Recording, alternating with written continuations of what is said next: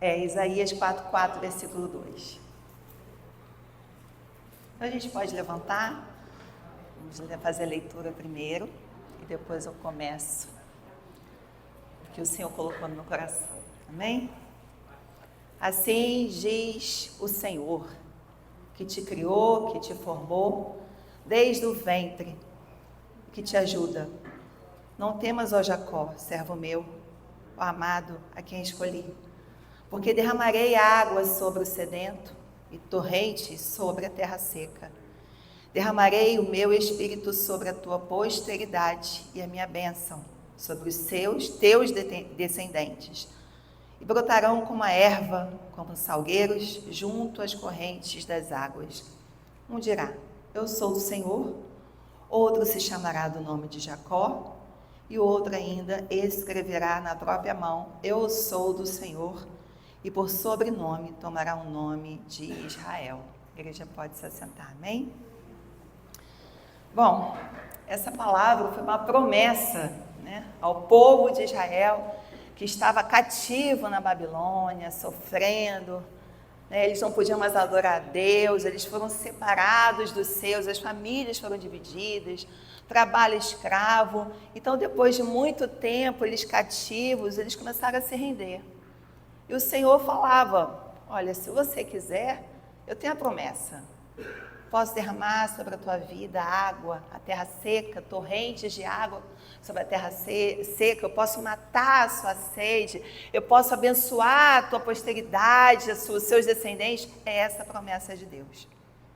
Só que há uma condição, existem condicionantes para que isso possa acontecer, para que a gente possa conhecer esse Deus que é o Criador, que é o transformador, que é aquele que é o provedor, é aquele que faz milagres. A condição é realmente no seu coração você ter sede. E por que eu coloquei esses copos aqui? Esses copos somos nós. Esse é o corpo de Cristo. Cada um é de um jeito, cada um é de uma forma, cada um, às vezes um mais simples, outro um pouco mais elegante, mas cada um aqui tem a sua vivência, cada um aqui teve a sua experiência.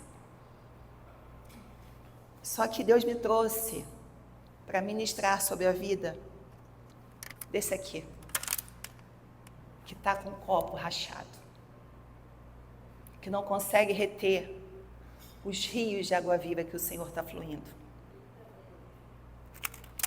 O Senhor colocou no meu coração para trazer palavras sobre esse aqui, que está cicatrizado, porém há marcas profundas, que não conseguem encher este copo da presença de Deus, de rios de água viva. Por que eu estou falando isso? Porque este corpo, se você olhar, estão todos aqui. Você consegue observar que tem algum problema? Não. E é isso que o Senhor quer fazer nessa manhã. O Senhor me mostrou que na nossa família, muitas coisas que nós não colhemos é porque existem rachaduras no nosso interior.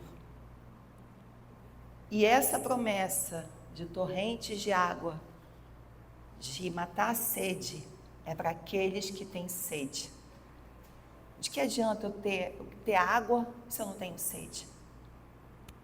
De que adianta a cura estar à minha disposição se eu não quero ser curado? De que adianta o perdão estar à minha disposição, mas eu não quero ser livre? De que adianta o Senhor ter uma promessa na minha vida, mas se eu não consigo me arrepender para poder usufruir daquilo que o Senhor tem para mim? Então, a condicionante nesta manhã, igreja, você tem que desejar, você tem que ter sede. Se você não tiver sede, o Espírito Santo não tem liberdade para trabalhar no nosso meio. E aí o Senhor começa a trazer conserto, porque esse copo aqui, ele pode pegar, jogar fora e faz um novo. Deus não quer um copo com essa cicatriz que não consegue ser cheio pleno. Ele joga fora e faz um novo. Deus quer plenitude. A igreja entende. Plenitude. Para que quando venha fluir rios de água viva, venha transbordar deste lugar. E não saia por brechas, não saia por pequenos espaços. Então, o que o Senhor falou comigo é o seguinte: quando nós temos rachaduras no nosso passado, nós não conseguimos vislumbrar um novo que está saindo à luz. Talvez você pense assim: mas eu não tenho família, mas você veio de uma. Aí eu te pergunto, como foi a tua infância? Como foi o teu passado? Se você foi casada, se você não foi, teu tempo de escola, teu tempo de faculdade, o que você passou. Porque hoje em dia o que mais a gente vê é a superficialidade nos relacionamentos. As pessoas passaram a ser descartáveis no nosso meio. Isso aqui não serve para mim, não. Ninguém luta mais por ninguém. Ninguém chora a dor de ninguém. As pessoas querem buscar já conquistas prontas. Se tiver que ter trabalho, é melhor desistir. E essa superficialidade são os valores que no mundo nós encontramos, não os valores que Deus coloca no nosso coração. E nós somos chamados para fazer a diferença. Em Êxodo 33:13 fala assim: agora, pois, se achei graça aos teus olhos, rogo-te que me faças saber neste momento o teu caminho, para que eu te conheça e ache graça aos teus olhos, e considera esta nação é teu povo. Respondeu-lhe: a minha presença irá contigo e eu te darei descanso. Isso aqui é Moisés, seguindo para a terra prometida. Todo mundo aqui tem um alvo, amém, igreja? Todo mundo aqui tem a terra prometida, amém, igreja? Só que Moisés falou o seguinte: antes da terra prometida, não pode faltar a tua presença. Porque se eu não tenho a tua presença, eu perco o caminho da promessa. E Moisés estava falando isso: Senhor, eu tenho a terra prometida que está me aguardando, mas por favor, se eu achar graça aos teus olhos, não me falta a tua presença, esteja na minha direção, me conduza ao caminho que eu tenho que andar. E como eu falei, igreja, se a gente tem marcas do nosso passado, a gente não consegue contemplar o agir de Deus.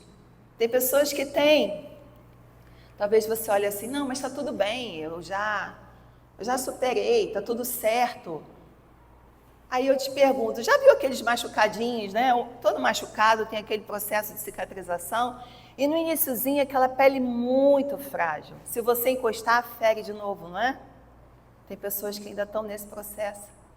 São os assuntos que não podem ser tocados, são coisas que não podem ser lembradas. E isso o Senhor quer colocar de uma vez por todas, o Senhor quer cicatrizar essas feridas que talvez no teu coração você pense que estão cicatrizadas. Mas agora vem a parte que o Senhor falou. Pessoas que têm rachaduras no passado não conseguem ter uma família feliz. Porque a tendência é trazer para casa coisas que você não resolveu no seu passado. Eu tive um sonho que Deus tem falado. Deus fala comigo, às vezes Ele se cala, né? Deus fala de várias formas, e Deus sempre falou muito comigo em sonho, né? E eu tive um sonho sobre esta igreja. Por isso que você vai entender para onde o Senhor me conduziu. Eu sonhei que havia pessoas que estavam com chagas, feridas abertas no braço. Eram muitas, muitas mesmo. Aquela ferida assim aberta, que você olha assim, cruenta, e colocava uma roupa branca por cima dessa ferida. E eu olhava e falava assim: nossa, mas não está nem manchando a roupa? E está sorrindo ainda? Que estranho. E eu ficava olhando a pessoa sorrindo, com roupa branca, alvo como a neve, intocável. e com as feridas abertas por debaixo dela. E sabe onde o Senhor me levava? A pessoas que têm feridas na alma, no coração, mas estão sorrindo na igreja. Pessoas que estão machucadas, mas estão sorrindo dentro da igreja. Que talvez nem saibam que carregam essas feridas. Estão aqui colocando algo, roupas brancas, porque mais importa a aparência do que tratar como está no interior. E aquilo me impactou. Por quê, Senhor? Porque se você olhar para dentro da sua casa, você vai observar que talvez existam coisas que precisam ser ajustadas. Que hoje está tudo muito bem, mas amanhã o problema volta. Está tudo em paz, vivemos um tempo bom, daqui a pouquinho volta o mesmo problema de muito tempo. Aí o Senhor me mostrava o quê? Espaços vazios que não foram preenchidos quando deveriam. Esses espaços são as lacunas que a gente carrega na nossa alma, que a gente não entendeu ainda, que só Jesus pode preencher. Isaías 43:18 fala assim: não vos lembreis das coisas passadas, nem considereis as antigas, eis que faço coisa nova, que está saindo à luz, porventura não percebeis? Eis que porém um caminho no deserto e rios no ermo. Aqui ele fala, não vos lembreis das coisas passadas, não percebeis, porque enquanto você estiver preso, eu não vou falar nem olhar para o seu passado, mas enquanto você estiver preso a emoções, a sentimentos, a consequências de feridas, a sequelas, você não vai perceber o novo que o Senhor quer colocar na tua vida. É isso que o Senhor está falando. E aí o que acontece? Tá tudo bem.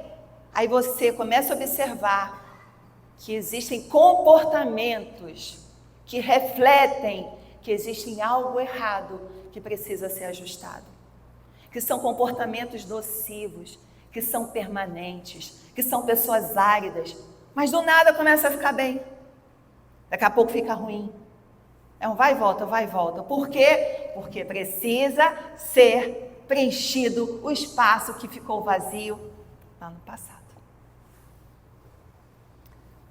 Hoje o Senhor fala assim, olha, não é dia de rasgar as vestes, é dia de rasgar o seu coração.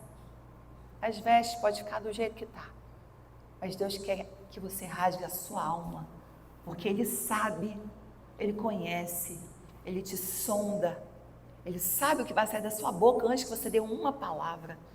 Ele sabe quando você se deita, Ele sabe quando você se levanta. Antes que você venha falar, igreja, isso é muito profundo. Antes que você venha falar, Deus já sabe o que você vai falar. É esse Deus que espera que você reconheça e que você rasgue o seu coração diante dele, para que ele possa preencher os espaços vazios que você carrega no teu passado. E Deus falou assim para mim, chega de ter uma família vivendo de aparência.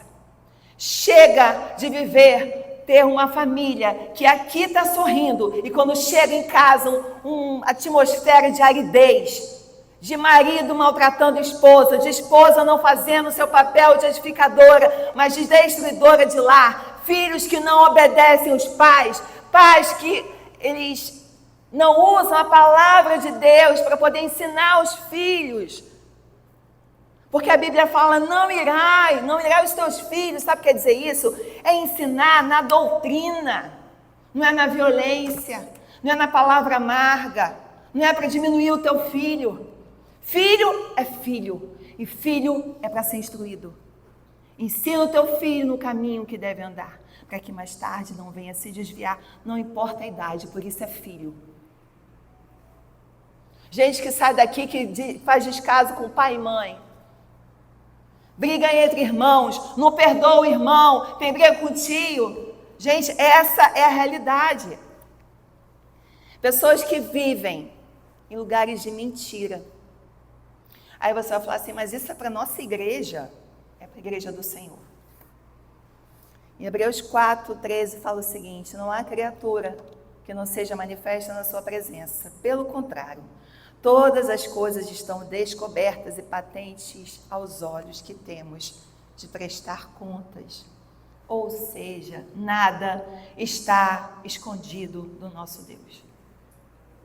Nada está escondido no nosso Deus. Muitas pessoas acabam se acomodando porque não vê o juízo de Deus. E acham que podem continuar fazendo o que querem. Não se esqueçam que Deus ele é longânimo. Ai, ai, ai daquele que cair na minha mão. É melhor que não caia. Deus está nos dando a chance, igreja, de ter um lar feliz. Deus está te dando a chance de ajustar a tua casa. Deus não quer que você tenha sábado e domingo feliz porque está na igreja de segunda a sexta viver o inferno. Não é essa a vida que Deus planejou para você. Não é este projeto de família que o Senhor desenhou para a sua casa. Se você falar assim, mas espera aí, que espaços vazios são esses que você está citando? A falta de um abraço de um pai que nunca te deu, um carinho de uma mãe, a presença de um pai numa festa da escola, um beijo que nunca existiu, um castigo injusto, foi desprezado, sua mãe apanhava debaixo dos seus olhos, viveu debaixo de um ambiente de alcoolismo, traição dos seus amigos, traição da sua esposa.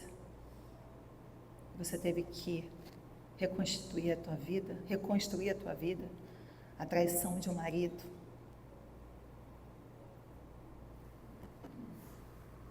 A predileção de filhos, esse filho é melhor do que esse. Ditador dentro da sua casa, talvez um pai ditador, alguém que nunca olhou na sua casa para você com carinho, alguém que nunca incentivou você a estudar, um abuso emocional. Eu coloquei até aqui alguns exemplos muito reais. Eu falo até um pouco da minha história que eu vivi, que foi um período que a minha avó, antes do meu avô aceitar Jesus, meu avô era alcoólatra. Eu me lembro ainda com 10 anos de idade, não sei se a minha irmã lembra, eu e ela chorando, debaixo da pia do banheiro, e meu avô fazendo escândalo em casa. Quem viveu um ambiente com alcoólatra sabe o sofrimento que é. Eu conheci um rapaz que o sonho dele era estar jantando com sua família dentro de casa. A mãe dele apanhou, o pai dele era alcoólatra, e teve uma vez que o pai chegou e falou o seguinte: quando eu voltar eu vou te matar. E essa mãe fez o quê? Pegou essa criança e fugiu. Desde então essa mãe começou a trabalhar muito e esse menino passou a estar sozinho. E a casa do vizinho, chegava à noite, todos estavam reunidos. Ele nunca teve isso.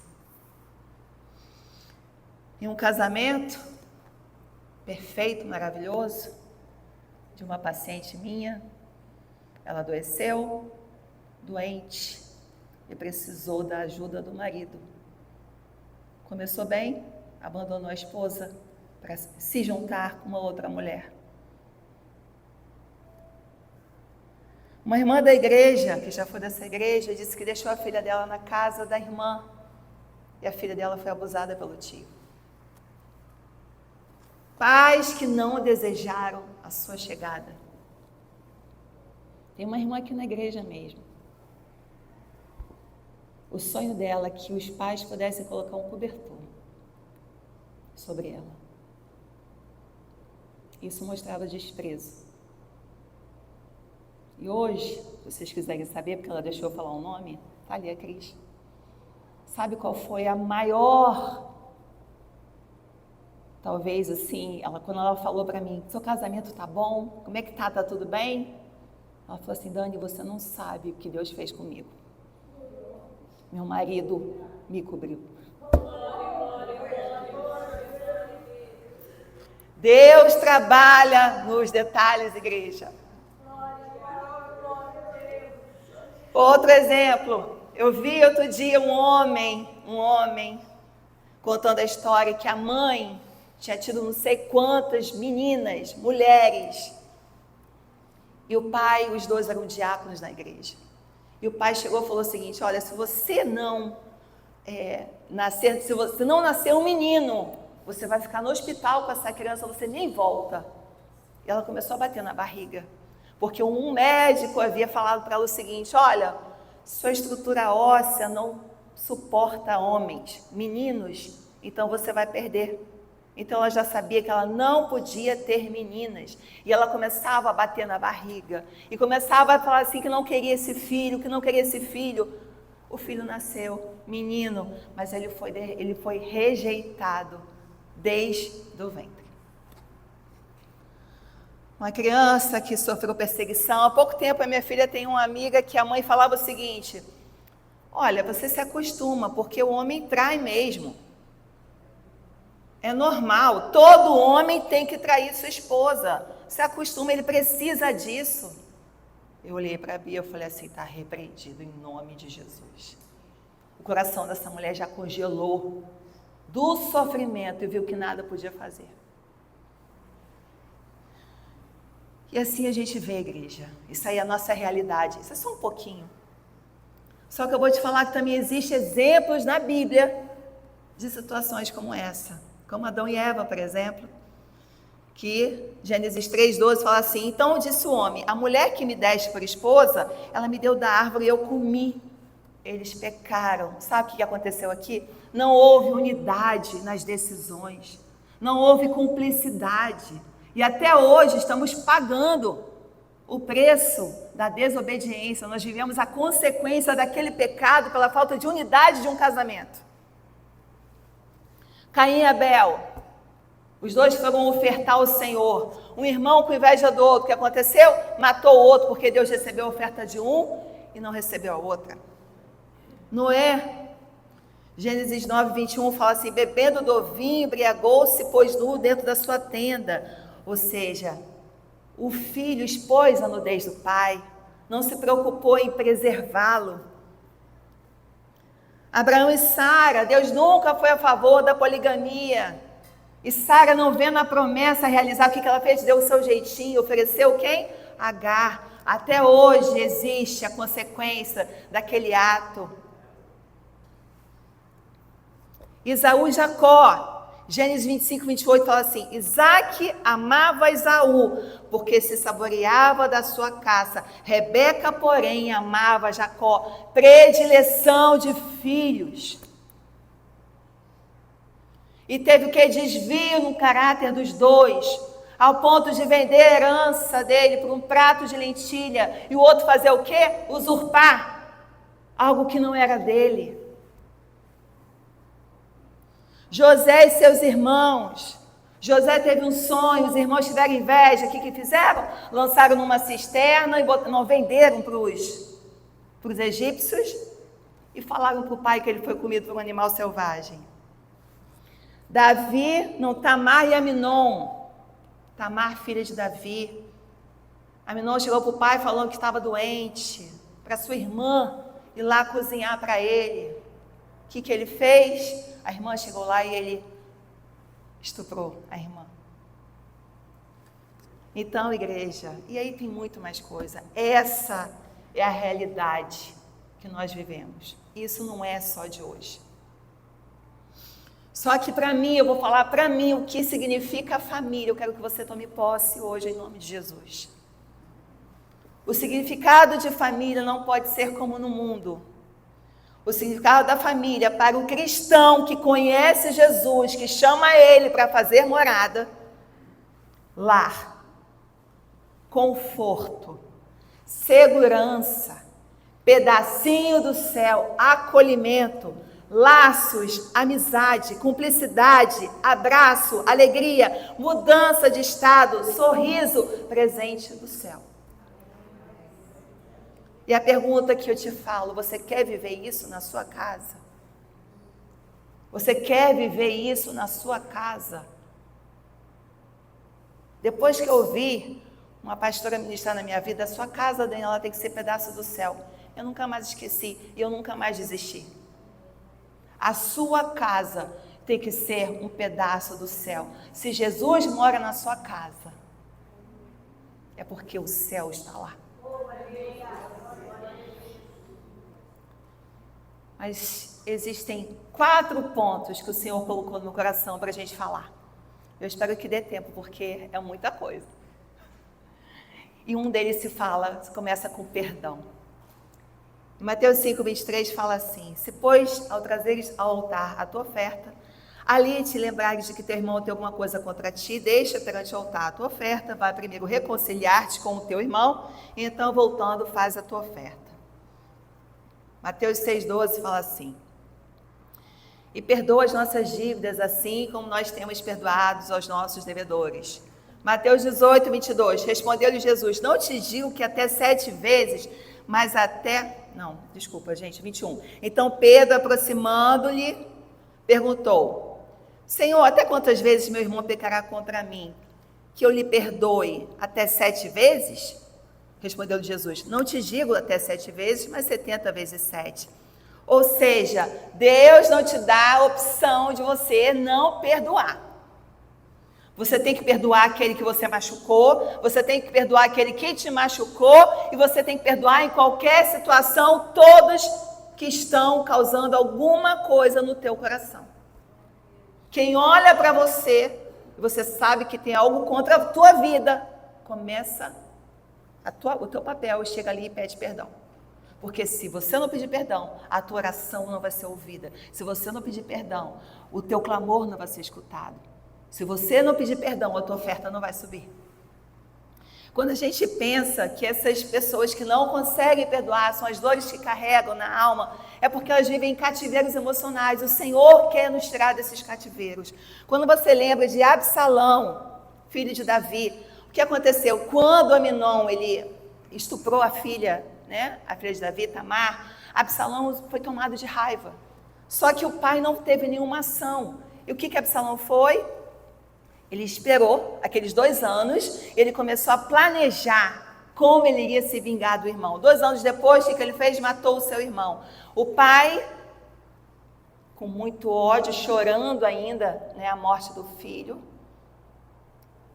Aí Absalão teve que fugir, e ele ficou fugido. Depois de 2 anos, Absalão retorna, porque Davi permitiu que ele retornasse.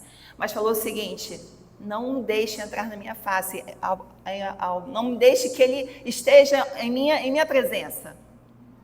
Não quero ver meu filho. Só que aquilo tudo, um menino que se vingou do estupro da irmã, chegou, o pai não confrontou, o pai não perdoou, o pai não elogiou, o pai simplesmente estava congelado aquele coração, deixando aquele menino, aquele homem desolado, porque não tinha nenhum sentimento do pai. O que aconteceu? Aquele menino mais tarde se rebelou e ele foi contra o pai para poder usurpar o reino dele. Então isso foi o quê? Falta de perdão. Davi depois perdoou. Mas a falta de perdão não pode ser no seu tempo. Deus te chama a perdoar ontem. Porque se você não perdoa, você colhe desgraça, você colhe divisão, você colhe separação na tua casa, separação das pessoas que você ama, porque quando você não perdoa, o teu foco não é mais o céu, o teu foco é a sua dor. Mas ao mesmo tempo a gente vê também o rei Saul. O rei Saul com Davi, ele fazia as coisas para o rei Saul, e o rei Saul, ele tinha inveja de Davi, porque Davi estava crescendo a popularidade dele. Mas Davi resolveu perdoá-lo.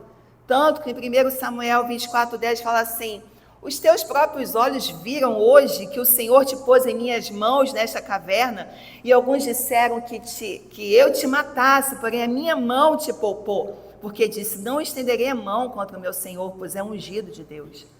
Davi perdoou. Então eu vou te falar, igreja, quando você perdoa, não vai mudar ninguém ao teu redor. O teu perdão não vai mudar a pessoa que te machucou, o teu perdão não vai mudar nenhuma situação. O teu perdão vai mudar você. O teu perdão vai te aproximar de Deus. O teu perdão, o único beneficiado é você. Davi decidiu perdoar naquele momento. E ele se tornou um homem segundo o coração de Deus. Não existia barreiras. Quando a gente pensa em perdão, olha a vida de Jesus, igreja.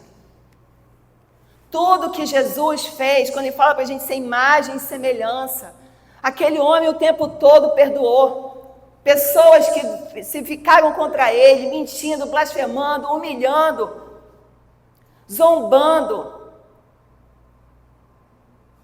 Beijo de Judas no rosto, vendendo ele por 30 moedas no saco. Jesus sabia de tudo isso. Pedro, que o negou, ele falou, você vai me negar. Mas em nenhum momento Jesus carregou no coração dele que ele deveria não perdoar alguma coisa. O que as pessoas não conseguem entender ainda, que a nossa luta não é contra a carne ou sangue. A tua luta não se chama José, a tua luta não se chama Carla, nem Maria, nem Marta. A tua luta é contra um único inimigo, o nome dele é Satanás. Então começa a tomar posse, você não tem inimigos carnais, igreja. Você tem sim, pessoas cativas, com brechas para ele. Em Provérbios fala assim, é caminho que parece direito ao homem, mas afinal são caminhos de morte, né? A falta de perdão causa mágoa e a morte espiritual. Mas sabe o que é mais interessante? Que até Jesus, quando estava na cruz, aquele povo todo, entre dois ladrões sendo comparados, ainda assim ele chega e fala assim, Pai, perdoa-lhes, porque não sabem o que fazem.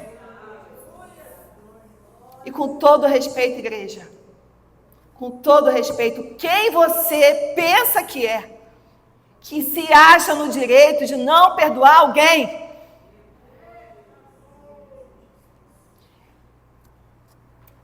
Jesus estava sendo crucificado. Naquela cruz, sofrendo, suando gotas de sangue. Ele estava ali como homem, levando pecado, se fazendo pecado. E ele perdoou a todos aqueles que estavam ali blasfemando, que escolheram ele ao invés de um criminoso, Barrabás. É Jesus que tem que ser crucificado, é ele que tem que ir à cruz. E você se acha no direito de não perdoar alguém. Se não houver perdão no teu coração, genuíno, verdadeiro, real, igreja, Deus nunca vai matar a tua sede.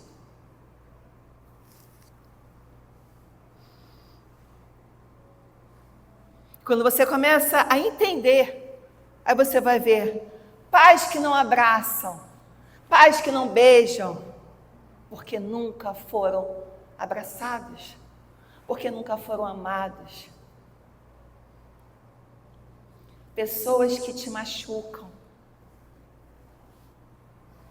Às vezes o marido, palavras duras. Porque o homem, pelo próprio estereótipo dele, é mais fácil ele machucar, por isso que a mulher é mais frágil. Por que que ele machuca? Porque tem algo que precisa ser cicatrizado. Amigos que te traem, é normal, porque a nossa essência, apesar de sermos pecadores, Deus não criou você para ser traído. Mas o pecado, ele vai encontrando o caminho. Então, todas essas coisas são coisas que a gente começa a ver. E a gente precisa perdoar. É difícil você desejar algo de alguém que não pode te dar. Ah, mas ele poderia, ele nunca teve. Ah, mas ela poderia fazer isso? Ela nunca teve. Então vamos parar de julgar, irmãos. Vamos passar a olhar com os olhos do Senhor. E não pense que a sua dor o Senhor não observa. E não pense que você é o alvo de Satanás. O alvo de Satanás é o nosso Deus. Porque quando ele te machuca, você deixa de olhar para a cruz e você começa a dar atenção à tua dor. E você acha que isso é algo que o nosso Deus se alegra de ter dado a vida por você. E você está alimentando essa dor que está corroendo a tua vida. Então Deus está te chamando, olha para a cruz. Tira os olhos do teu coração. Tira os olhos de quem te feriu. Olha para mim. O Senhor fala, olha para mim. O Senhor, Ele tem um reino diferente, igreja. O Senhor é aquele que lava os pés dos discípulos. O Senhor é aquele que fala, dá outra face. O Senhor, Ele faz exatamente algo que o mundo não conhece. O Senhor não é de guerra, não é de vingança. Sejamos imagem e semelhança do nosso Deus. Assim que Ele nos chama. Uma outra coisa importante. Mesa posta. Ah, mas o que quer dizer mesa posta? Lucas 22:14 fala assim: chegada a hora, pôs-se Jesus à mesa e com ele os apóstolos, e disse-lhes: tenho desejado ansiosamente comer convosco esta Páscoa antes do meu sofrimento. Jesus se sentava com os seus discípulos, e ali aquele era o momento que simbolizava a nova aliança, que seria inaugurada, com o sofrimento de Jesus na cruz. E aqueles discípulos para o Senhor eram como família. Porque Lucas 8 fala assim: vieram ter com ele sua mãe e seus irmãos e não podiam aproximar-se por causa da concorrência do povo. E lhe comunicaram: tua mãe e teus irmãos estão lá fora, querem te ver. Ele, porém, lhes respondeu: minha mãe e meus irmãos são aqueles que ouvem a palavra de Deus e praticam. Ou seja, Jesus estava sentado com a sua família na mesa. E o que eu quero te dizer com isso? Quando você está sentado com a sua família na mesa, é o momento que você celebra a unidade do corpo. É o momento que você celebra todo o sacrifício que Jesus fez. Tanto que Jesus, depois que ele reapareceu, ninguém o reconheceu. E sabe qual foi o que trouxe a memória? Foi quando Jesus estava na mesa ceando e repartiu o pão. Porque estar sentado na mesa, a mesa posta na tua vida, tem papel fundamental. É algo espiritual. Um dia a Bia falou assim para mim: ai mãe, tem que sentar todo dia na mesa. Fica com preguiça, né? Bota isso, bota aquilo. Aí eu falei assim: minha filha, na mesa é o momento que eu sei como foi o seu dia, é o momento que você vai desabafar, é o momento que você vai contar suas vitórias, é o momento que você vai contar suas derrotas, é o momento que você vai me ouvir, é o momento que a gente vai se alegrar, é o momento que a gente vai celebrar, é o momento que a gente vai chorar, porque na mesa é onde a família não pode se dispersar.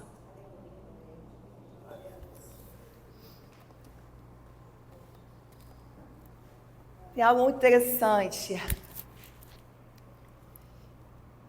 Você pensa assim, igreja, a mesa não é opção. Mesa posta na sua casa não é opção. É mais uma condição para que o Senhor opere. Para a honra e glória do meu Deus, eu vim da minha família, meus pais. Até hoje a gente faz isso. A gente senta na mesa, a gente ora e a gente se perde. Porque sentar na mesa, você está reunido com os seus, com as pessoas que você ama.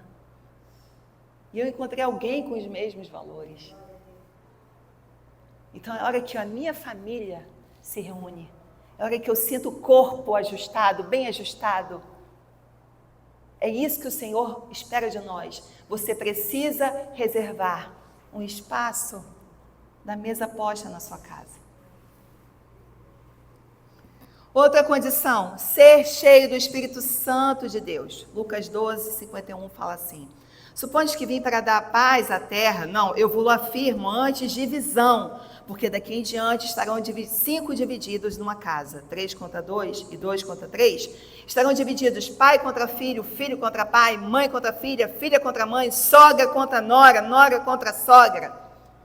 2 Timóteo 3:1. Sabe, porém, isto, nos últimos dias sobrevirão tempos difíceis, pois os homens serão egoístas, avarentos, jactanciosos, arrogantes, blasfemadores, desobedientes aos pais, ingratos, irreverentes, afeiçoados, implacáveis, caluniadores, sem domínio de si, cruéis, inimigos do bem, traidores, atrevidos, infatuados, mais amigos dos prazeres do que amigos de Deus. Existe uma triste e boa notícia. A triste notícia é que esse é o sinal dos últimos tempos. E a boa notícia é que Jesus está voltando. Mas só que o Senhor, Ele tem algo para te falar. O tempo de dores não é para a sua casa. O tempo de dores, Deus não está falando para aquele que é nascido em Jesus. O tempo de dores, os tempos difíceis, não é para a sua casa. A sua casa tem, nos umbrais da sua porta, sangue do Cordeiro. Quando você olha assim, pelo João 5,18, que foi até falado hoje na escola bíblica, sabemos que todo aquele que é nascido de Deus não vive em pecado, antes aquele que nasceu de Deus o guarda, e o maligno não toca. Então você vai ver ao teu redor mentirosos, arrogantes, jactanciosos, pessoas que planejam mal, mas na sua casa não. Porque se você é nascido de Deus, na sua casa, o maligno não tem lugar e o maligno não lhe toca. Isso é promessa. Isso aqui é nova aliança. Estamos nos últimos dias. Mas o maligno não lhe toca. Porque aqueles que estão com Deus, Satanás não encontra morada. A aflição pode até passar, porque faz parte do teu crescimento, do meu crescimento. A dor me faz ser melhor. Por isso que Paulo falava, que se gloriava nas fraquezas dele, porque ali ele tinha dependência de Deus. Tem um versículo que ele fala assim, que ele é perseguido, que as pessoas o maltratavam, mas de tudo as aflições, mas de tudo o Senhor o livrou. Porque nascido em Deus. Aí você vai falar assim, mas peraí, mas por que eu tenho que me posicionar com a minha família? Por que tem que ser eu? Escolhido tem particularidade.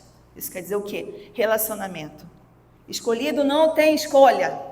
Escolhido tem que ter profundidade. Escolhido tem promessa. Escolhido é firmado na rocha. Escolhido não compactua com valores do mundo. Escolhido é coluna. Você quer ser coluna da tua casa, o Senhor te chama. Assuma, vista, entenda que você é escolhido. Deus só vai te exaltar, igreja, no meio dessa guerra, quando você estiver com Ele. Quando a gente pensa em José, tem uma passagem que fala assim, Gênesis 41, 38, fala assim, disse Faraó aos seus oficiais, acharíamos porventura homem como este, em que há o Espírito de Deus? José foi um homem, um menino que foi traído pelos seus irmãos, foi vendido, foi humilhado. José demorou 13 anos para colher a sua bênção. Mas ele, tão cheio de Deus, você não vê na Bíblia ele questionando, ele murmurando, ele reclamando que os irmãos o traíram, que ele foi abandonado, porque ele sabia muito bem o que acontecia. Aí em Gênesis 45 ele fala assim, agora, pois, o que aconteceu? Houve uma fome em Israel. E eles não tinham onde comer no Egito. Não tinham comida, não tinham nada. Então eles sabiam que lá onde José estava, que foi levantado como governador, aquele com maior autoridade, lá onde ele estava havia comida em abundância, porque ele havia feito reservas, porque Deus o havia falado. E o que aconteceu? A família foi até lá. José reconheceu. Aí ele fala assim, ó. Resumindo, né, igreja? Eu estou resumindo para você ver o final.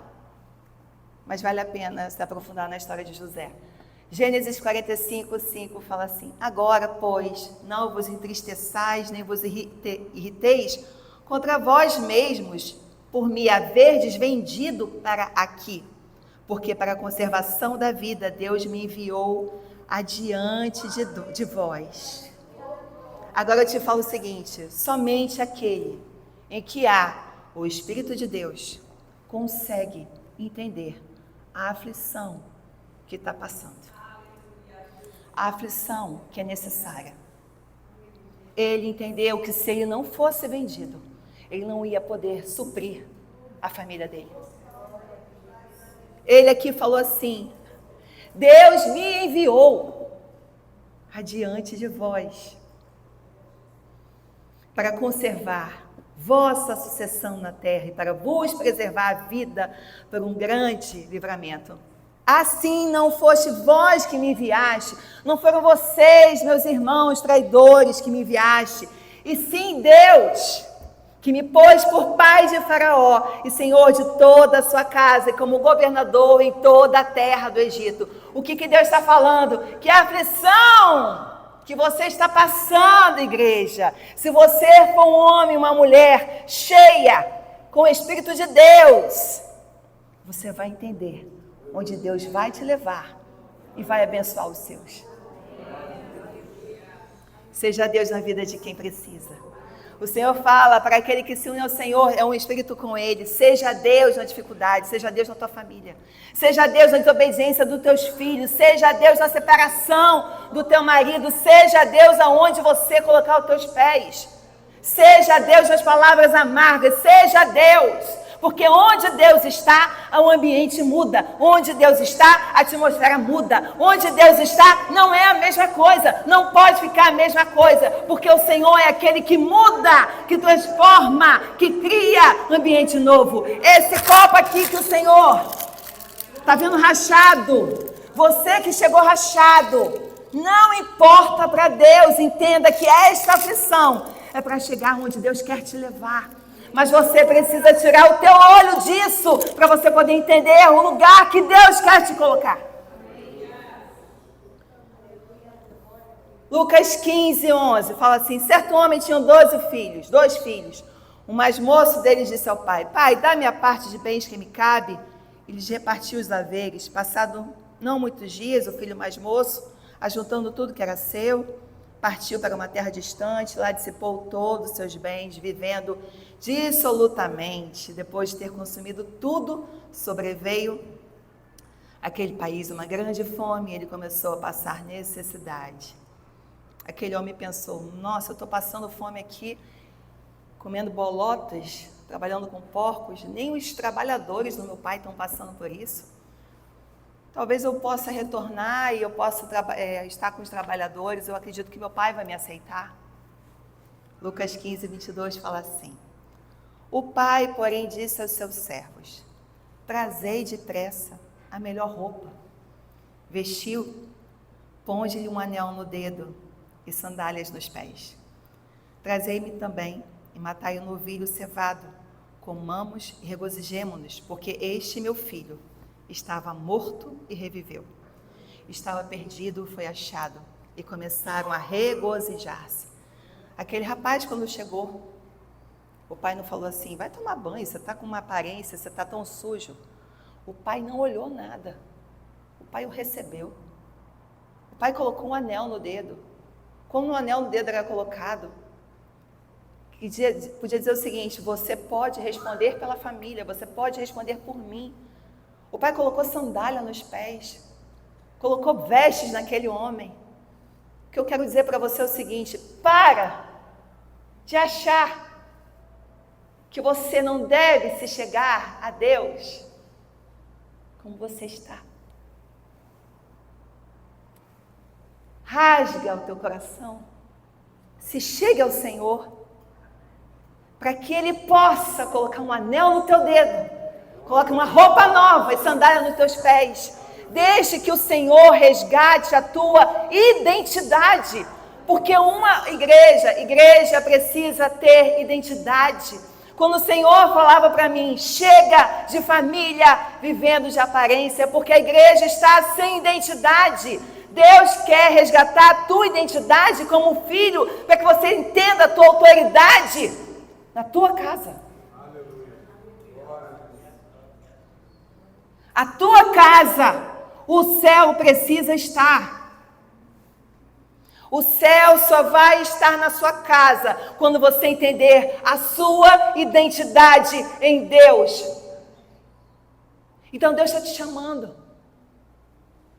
Não importa o que você passou, não importa como você está. O que Deus está falando é o seguinte: chega, eu quero que a tua casa seja o meu projeto. Chega de família, de selfie, de ficar tirando foto, todo mundo sorrindo, e chega em casa aquele ambiente árido. Chega de ficar dando o melhor suco para os outros e quando chega em casa só dá o bagaço. Chega! Deus quer reunir a tua família, Deus quer te levantar, mas eu te falo que antes de Deus ouvir o teu clamor, Deus quer que você tenha sede, esteja disposto a levantar a coluna. Uma casa só vai receber festa, uma casa só vai ter festa, alegria, se ela estiver estruturada, alicerçada, porque não vai aguentar. A coluna precisa estar de pé. Quem é a coluna, igreja? Você é a coluna da tua família. Antes que você venha pedir pelos seus, você tem que estar de pé. Você não pode ter rachadura, você não pode ter mofo, você não pode ter vazamento. Você tem que estar bem alicerçada, você tem que estar com raízes, você tem que estar firmada na rocha. Para que você possa, mas só eu estou assim, só você, basta uma para a coluna estar de pé. Basta um para a coluna estar de pé, que vai servir de abrigo, basta uma coluna. Não importa, basta uma coluna. Se quem está com você na tua casa, se você não está tendo a paz que você quer, basta você. Deus não quer saber mais do teu passado. Entenda, José passou por todas aquelas aflições, foi humilhado, excluído da família, colocado como um qualquer, como um animal. E o que ele falou? Que se não foi vocês que fizeram comigo. Não foram vocês que me maltrataram. Não foram vocês. Foi Ele. Para que eu pudesse prover na vida de vocês. Porque coluna não pode balançar. Coluna que balança, a casa não fica de pé. Coluna não pode balançar. Coluna tem que estar firmada. Se você chega num lugar e a coluna balança, é porque a casa não está firmada onde tem que estar. Deus não te chamou, igreja, para culpa. Chega de culpa. Eu sou assim porque meu pai, porque eu fiz isso, porque meu marido poderia ter feito isso, porque a culpa é minha. Chega de culpa. Só tem um que culpa você. Esse um se chama Satanás. Pensa no que Jesus passou. Tudo que Jesus passou e onde Jesus foi colocado, para que eu e você pudéssemos estar aqui, para que eu e você pudéssemos ter acesso. Então foi necessário.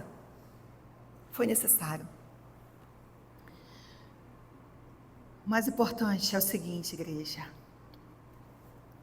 Foi o texto que eu comecei que fala assim: assim diz o Senhor que te criou e te formou, desde o ventre, e que te ajuda. Não temas, ó Jacó, servo meu, ó amado, a quem escolhi. Porque, recebe, igreja, levanta sua mão assim.